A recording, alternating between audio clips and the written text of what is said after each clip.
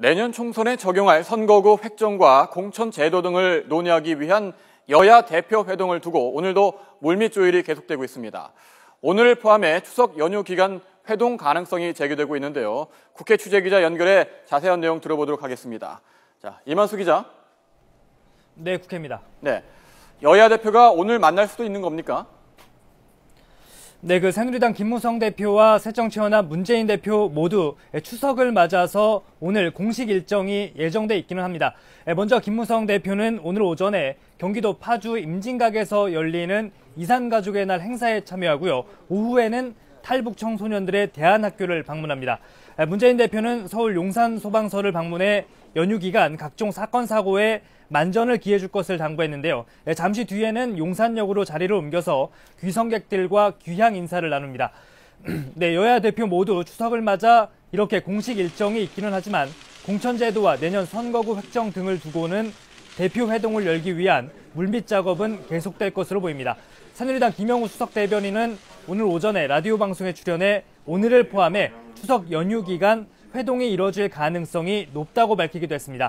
현재 새누리당은 오픈 프라이머리를, 새정치연합은 권역별 비례대표제를 강하게 요구하고 있는데요. 하지만 문재인 대표 측 일각에서는 새누리당이 구체적인 안을 내놓지 않으면 회동이 사실상 어려울 것이라고도 밝히고 있어 회동이 성사되기까지는 다소 불투명하다는 전망도 나오고 있습니다.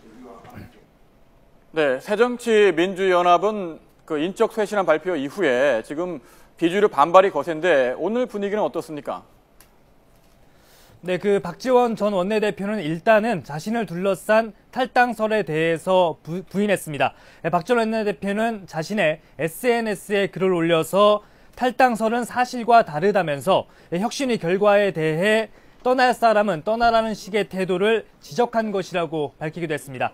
하지만 거취 문제에 대해서는 당이 어떻게 하는가를 보고 결정할 것이라고 말해 여지를 남기기도 했습니다. 한 라디오 방송에 출연해서도 혁신위가 당에 분탕질을 하고 총기 난사 사건을 벌였다고 강하게 비판하면서 당이 공천하지 않는다면 국민이 공천하는 방법이 있다며 무소속이나 신당 합류 가능성도 완전히 배제하지는 않았습니다. 혁신위에서 해당 행위자로 지목받은 조경태 의원 역시 YTN 라디오에 출연해 강하게 반발하면서 문재인 대표에게 누가 해당 행위자인지 따져보자며 공개 토론을 제안하기도 했습니다. 이어 당내에 남아 정치를 바로 세우는 역할에 앞장서 노력하겠다며 탈당설에 대해서는 부정적인 입장을 밝히기도 했습니다.